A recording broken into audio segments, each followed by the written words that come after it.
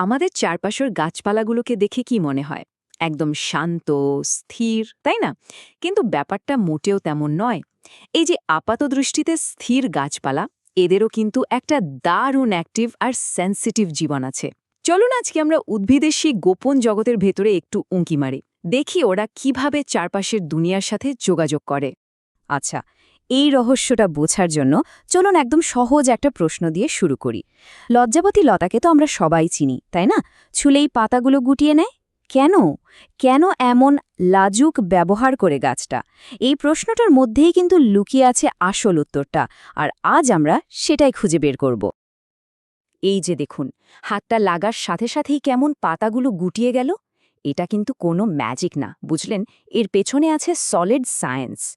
গাছেরা যে সাড়া দিতে পারে, তাদের এই ক্ষমতার পেছনের বিজ্ঞানটা কি, সেটাই আমরা আজ দেখব।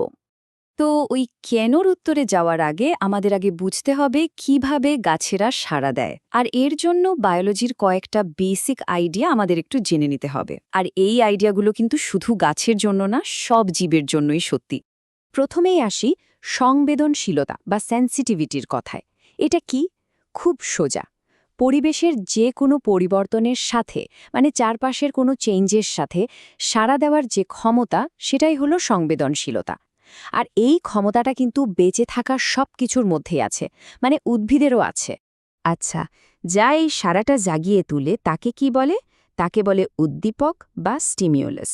যেমন ধরুন সূর্যের আলো, গরম বা ঠান্ডা লাগা, গ্র্যাভিটি, জল, এমনকি একটু আগে আমরা যে দেখলাম ওই ছোট্ট একটা টাচও কিন্তু একটা উদ্দীপক। এখানে একটা ইন্টারেস্টিং জিনিস আছে। গাছেরা যে সাড়া দেয়, তার মানে কিন্তু এই না যে তারা আমাদের মতো হেঁটে চলে বেড়াতে পারে। ওদের অঙ্গ প্রত্যঙ্গ নড়ে, মানে ডালপালা বা পাতা নড়াচড়া করে। এটাকে বলে চলন বা মুভমেন্ট।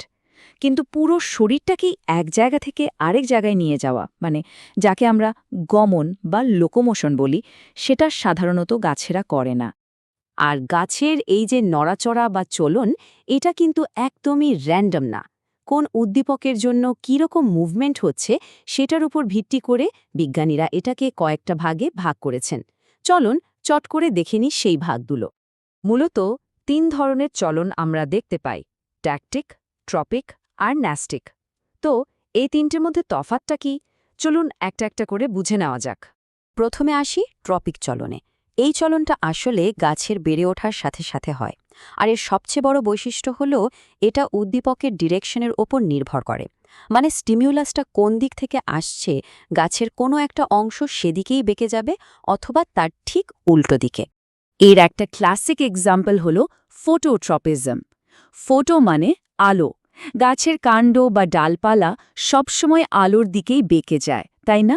জানালার পাশে গাছ রাখলে দেখবেন সেটা জানালার দিকেই ঝুঁকে পড়ছে। এটাকে বলে পজিটিভ ফোটোট্রপিজম। আর উল্টো দিকে গাছের শিকড় কিন্তু আলো থেকে দূরে, মানে মাটির গভীরে চলে যায়।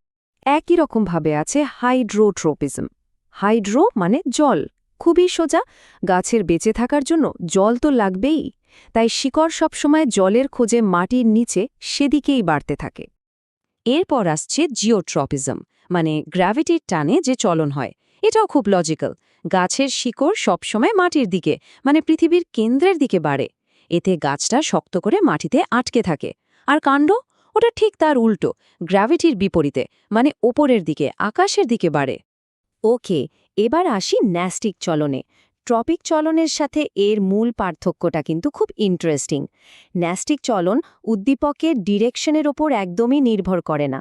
এটা নির্ভর করে উদ্দীপকের ইন্টেন্সিটি বা তীব্রতার ওপর। মানে আলো কোন দিক থেকে আসছে সেটা ম্যাটার করে না। আলোটা কতটা জোরালো বা ডেবেল, সেটাই হলো আসল কথা। যেমন ফোটোন্যাস্টি। এখানেও ফোটো মানে আলো।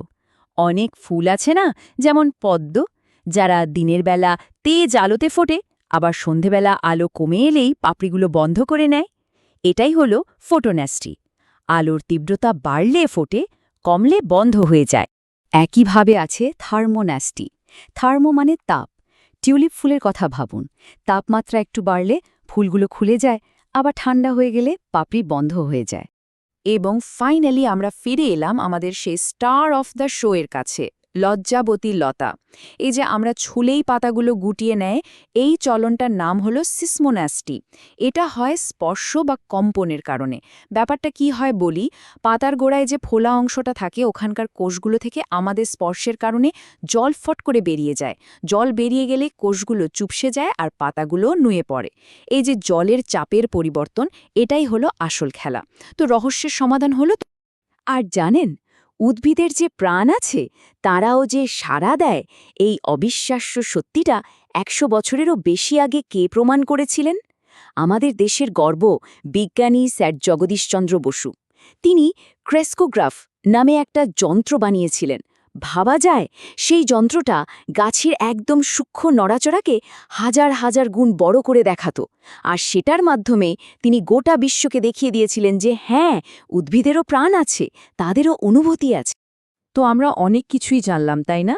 চলুন শেষ করার আগে এই ৩টে চলনের ট্যাকটিক, ট্রপিক আর ন্যাস্টিক মূল পার্থক্যগুলো এক ঝলকে দেখে নিই, তাহলে পুরো ব্যাপারটা একদম পরিষ্কার হয়ে যাবে। দেখুন, ট্যাকটিক চলনে শ্যাওলার মতো ছোট ছোট জীব পুরো শরীরটা নিয়েই নড়াচড়া করে। ট্রপিক চলনটা হলো গাছের কোনো অঙ্গের বেড়ে ওঠার সাথে সম্পর্কিত, আর এর পেছনে কাজ করে অক্সিন হরমোন। যেমন আলোর দিকে কাণ্ড বেঁকে যাওয়াটা, ওটা কিন্তু অক্সিনেরই খেলা। আর ন্যাস্টিক চলন, ওটা নির্ভর করে উদ্দীপকের তীব্রতার উপর, ডাইরেকশনের উপর না। যেমন আমাদের লজ্জাবতী লতা, এখানে কিন্তু হরমোনের কোনো ব্যাপার নেই, পুরোটাই জলের চাপের খেলা। তাহলে কি বুঝলাম আমরা? যাদেরকে আমরা এতদিন শুধু স্থির, অনুভূতিহীন বলে ভেবে এসেছি, তাদেরও একটা নিজস্ব জটিল, সংবেদনশীল জগৎ আছে।